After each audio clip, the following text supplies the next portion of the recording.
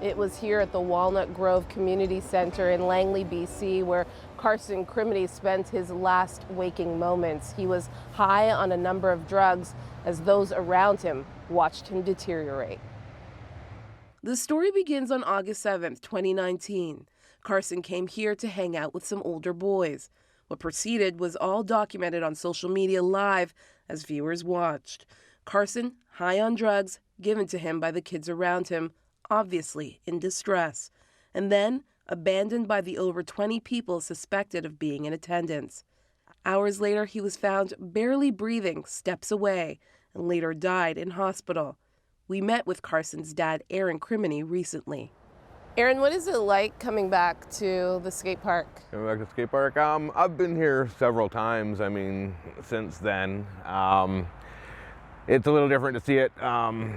This is only the second time I've seen it since they painted over all the graffiti and taken all the flowers down. There was flowers lined up everywhere for the longest time. I see people are bringing candles still and, still making marks for his behalf, I guess, which is, still nice to see. People still care, yeah.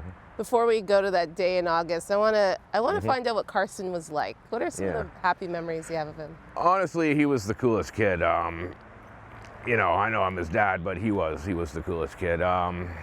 He was always happy. His biggest thing was he just loved to make people laugh. He would do anything to get a laugh out of you. He loved the game. He was a gamer, a big-time gamer. Yeah.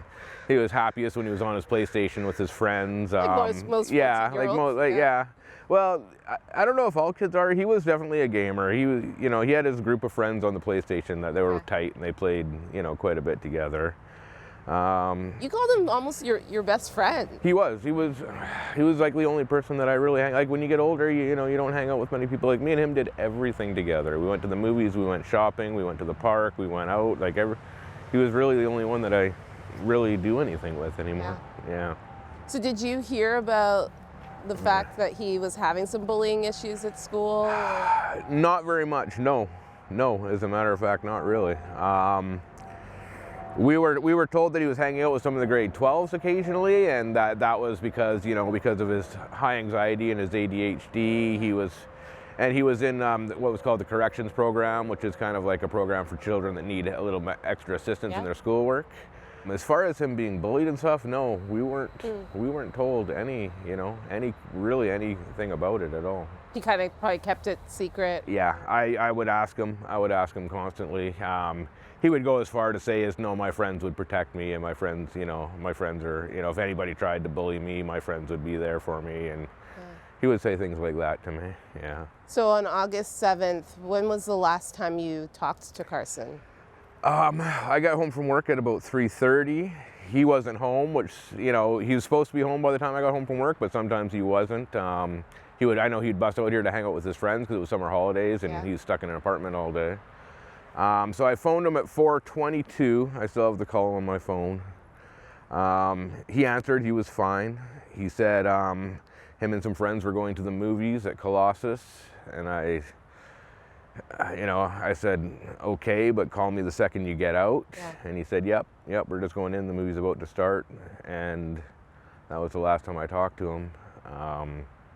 I phoned him at 6:30, and literally every 15 minutes after that until it was about 9 o'clock that I started to panic. Yeah. Yeah. Called the police.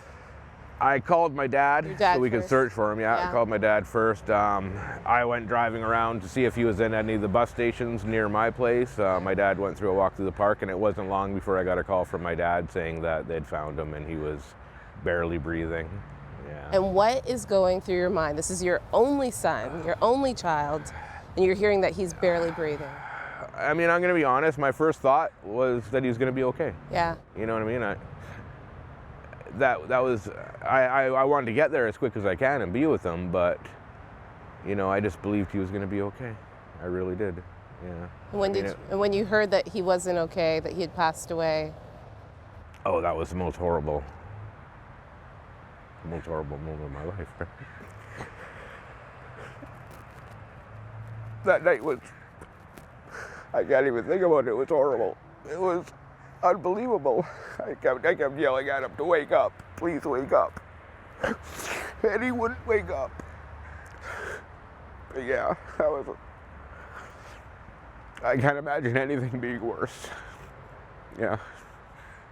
And you know, Aron, as I watched the video as a parent, I was so angry Yeah. Yeah. watching the video. Yeah. I could only imagine how I've only seen bits of it. It's really hard for me to watch the whole videos. From the bits that I've seen, it was blatantly apparent that he was in serious trouble. Yeah. He was dying right in front of their eyes. Yeah. Nobody called for help. Nobody did anything. One girl called 911 at about 8 o'clock, which didn't result in anything, unfortunately. And by the time he was found barely breathing at 10 o'clock, a little past 10 o'clock, it was too late. Yeah. You made the choice to not hide that footage. Yeah. Why? Because people need to know the story. You can tell a story and you can say what happened, but I don't think it really resonates with people until they see it with their own eyes, how horrible it was. You know what I mean? And in order for this story to have any meaning, people need to know what the story is. Yeah. Yeah. I mean, Carson was literally sitting right behind us. Yes. And as I was watching the video, I see a boy in distress. Yes.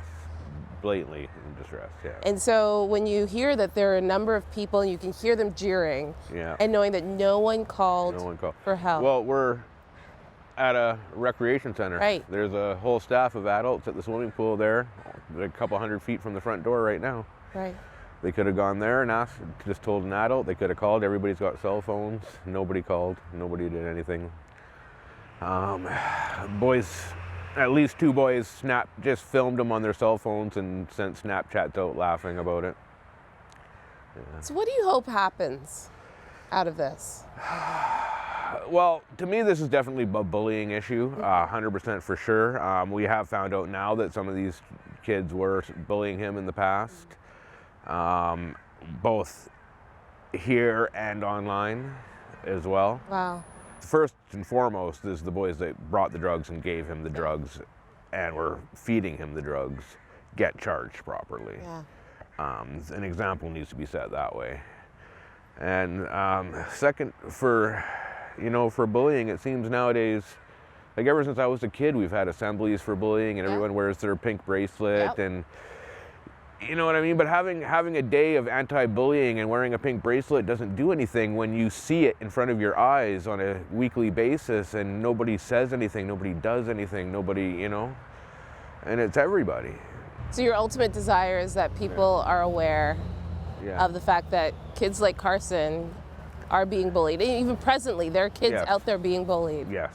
And under peer pressure to try to fit in. Yes, absolutely, absolutely.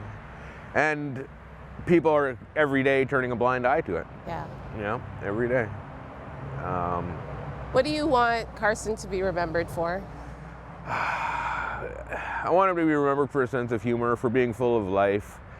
The one thing, like I've told everybody about him is, I would talk to him about people, and even when, there was issues with like this or that, I can't recall a single time he had a negative word to say about a single person ever. Ever. You know what I mean? Even under good times, bad times, no matter what the situation, he would always find something good to say about somebody. You know what I mean? That's just who he was. He wanted nothing more than to make friends and to fit in. Like I said, with his ADHD and his high anxiety and his, trouble in school and stuff, he had a hard time making friends, and had some situations where I think most kids would maybe just want to hide away and give up on making friends. But for Carson, it was the opposite. It just made him strive harder. It made him want to make friends more. It made him, like it was an hour bus to get here. Like he would jump on the bus and come here just to make friends, just because he thought these people were his friends and he wanted to be a good friend. I mean, he was the type of kid that would give the shirt off his back if he thought a friend needed it. And that's who he was. Yeah. Aron, we are people that believe in prayer, and so I know there are people watching that'll be like, how can we pray for you, Aron? Yeah. What's something that you just want us to pray for? It's hard for me to say. Like I said, awareness for bullying for sure. Maybe other kids that are in similar situations. Yeah. It seems like people are more interested in Snapchat views than they are on helping their fellow human being, right? And that has to change. Yeah. And we're going to pray for you and that your heart, Yeah. losing your little boy, Well, thank you. can eventually heal. It's hard to imagine, but yeah. Thanks, Aron. No problem. Mm.